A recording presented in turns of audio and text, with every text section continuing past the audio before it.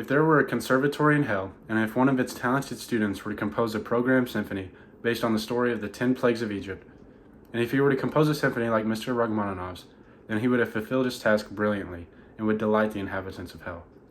This quote from César Cui, a Russian music critic of the late 19th and early 20th centuries, referring to the premiere of Rachmaninoff's First Symphony in 1897.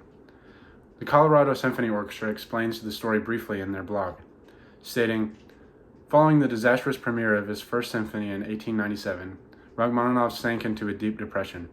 The harsh criticism of his first work left him left him doubting his abilities, and he struggled with creative paralysis for years.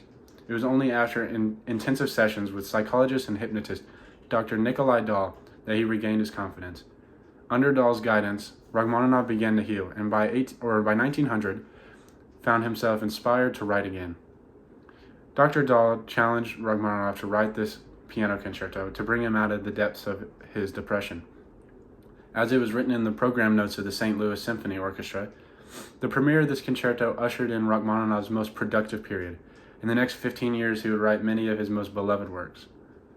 As you listen to this piece, you may hear the influence of Rachmaninoff's music on his life, or of Rachmaninoff's life on his music. The very first time I heard this piece, many years ago, it instantly became my favorite piece of classical music.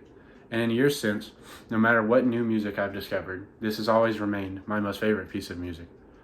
I'm going to show you why Rachmaninoff's Concerto No. 2 is so amazing, and why you need to listen to it, focusing on his melodies, how they move and how they transform.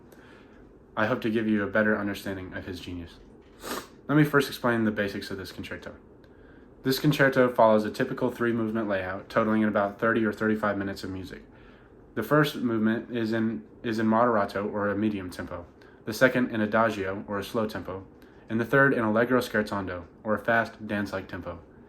This is all pretty standard for a concerto, but as you get into the piece, certain elements begin to pop, and you begin to understand why this is perhaps the best concerto ever written. Let's start by talking about the motion in Rachmaninoff's melodies. This concerto is so uniquely melodic. Rachmaninoff is able to generate heart-wrenching phrases that defy typical concerto appeal. As Shin Roksu of Southwest University in China explains one particular melody, the second subject of the first movement is a wistful, dignified, and chant-like melody, which does not aim for virtuosic display, but for a heartfelt passion. Usually, a concerto is meant to play show-offish in the first movement, to impress the audience with the abilities of the composer and the performer. But Rachmaninoff's composition swells with emotion rather than technicality. How does the motion in these melodies create this feeling? The excerpt you see here is the same one described by Roksu, the second theme of the first movement.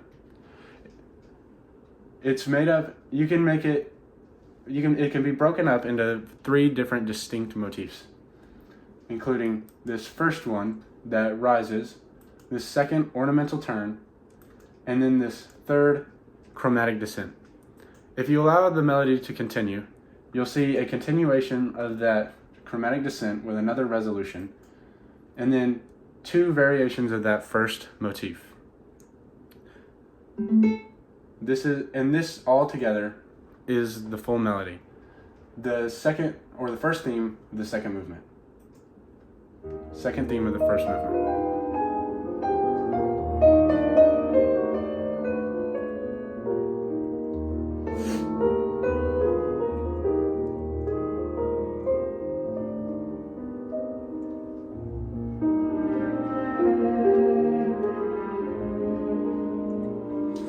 It is magnificent.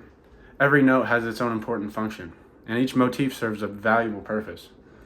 This first motif is my favorite, and is one of the most important motifs throughout the entire concerto. Notice how as it rises, it compresses. It starts with a leap of 5 half steps, and then just 2, and then 2 again, and then just 1 half step increase. This motion feels so yearnful, like we're reaching out for something that is just out of reach. And then when you put it back into context, it's truly beautiful. While this melody is amazing in a vacuum, this kind of music demands further context. That's why this piece is 30 minutes of music.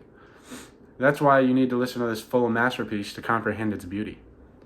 To expand on this melody, let's take a brief look at how Rachmaninoff transforms it throughout his piece.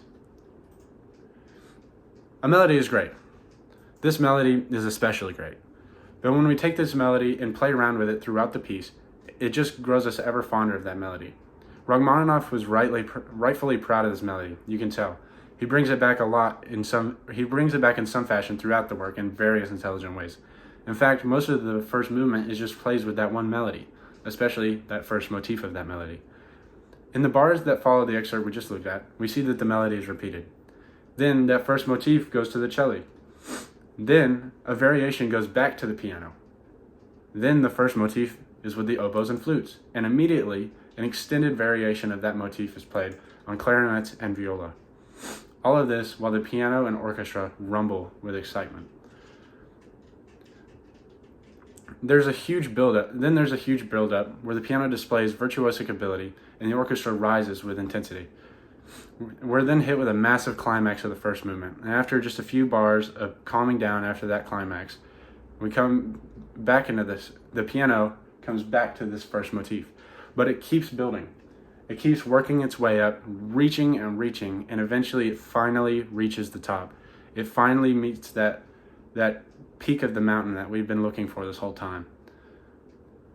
You need to really listen to this piece to understand, to feel it. To listen to this piece is to feel how Rachmaninoff once felt when he rose from the darkest era of his life into his golden age. Sergei isn't done with his melody yet. It comes back just a bit later on a solo French horn, perhaps its most beautiful variation in the entire piece.